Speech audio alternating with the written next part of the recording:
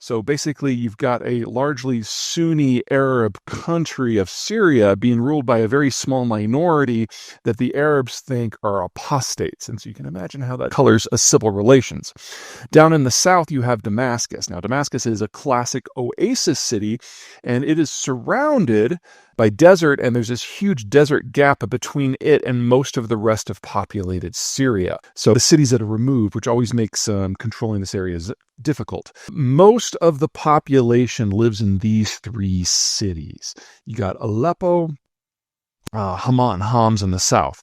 And what we have seen in recent days is that militant groups that have been operating out of this area have recently captured Aleppo in the north, as well as Hama down here.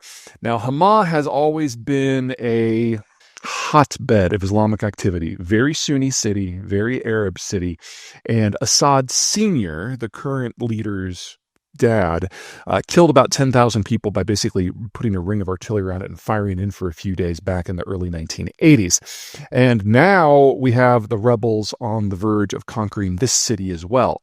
And if they do that, then you only have one spot left. And if Homs falls, then we really are talking about the end of the current Syrian government, because these three cities are the three economic hubs, they're the three population hubs.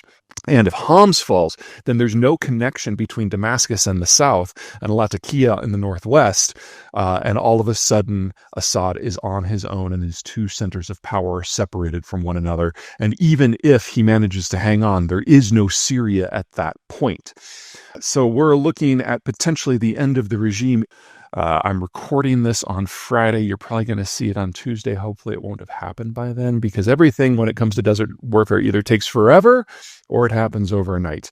It's just the nature of the beast. Either you're doing a long grind out fight or there's a lightning strike because there's no population center in between. So we'll see. Keep in mind that this is a very, very messy place. This is what we call an ethno-linguistic map that breaks down populations by their ideological, religious, and ethnic breakdown. And as you can see, wow, this is the United Nations. The light yellow, that's your Sunni Arabs.